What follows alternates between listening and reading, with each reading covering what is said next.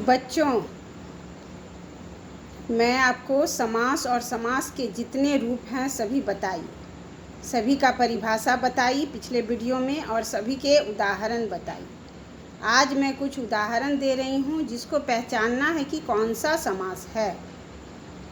नीचे दिए गए समस्त पदों का समास लिखें। समस्त पद बना हुआ है जिसमें आप लोगों को पहचानना है कि कौन सा समास है। तो सबसे पहले है बनवास।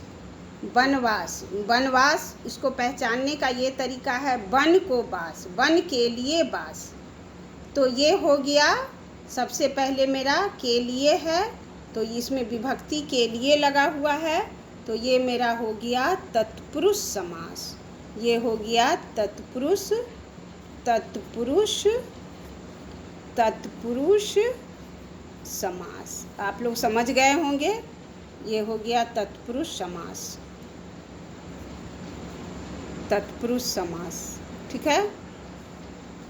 अब दूसरा है यथाशक्ति। यथाशक्ति बच्चों देखिए, इसमें यथा जो है, जैसा कि हम पहले बताए हैं, अव्यय की तरह यूज होता है और यथा के लिए शक्ति, तो यथा के बीच में जो विभक्ति है वो लुप्त हो जाता है, तो ये हो गया अव्ययी भाव समास। ये मेरा हो गया अव्ययी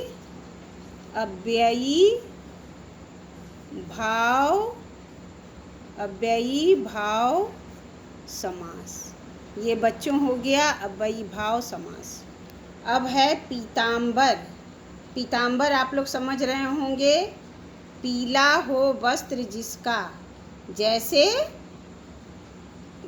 पीला हो वस्त्र जिसका, तो पीला हो वस्त्र पीताम्बर, जो पीला वस्त्र पहनते हैं वो पीताम्बर, जैसे श्री कृष्ण, तो ये पीताम्बर भी उनके वस्त्र को बोला जाता है। तो ये हो गया, इसमें दोनों शब्द का अर्थ के बाद एक तीसरा शब्द आ जाता है, जैसे भगवान कृष्ण, तो ये हो गया बहुव्रीहि।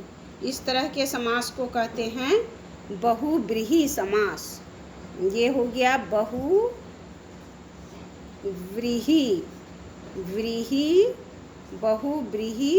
समास। ये बच्चों हो गया बहुव्रीहि समास। ठीक है। उसके बाद है चौराहा। जैसा कि मैं आप लोगों को बताई थी, चौराहा अगर पहला शब्द नंबर का हो, चौ,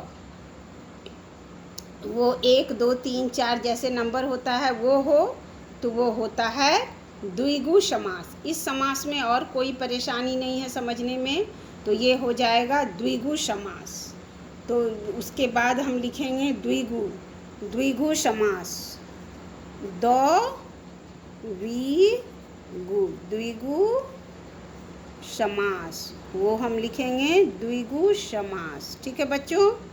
अब हम आप लोगों को बता रहे हैं राजकुमार। तो राजकुमार में हो गया राजा का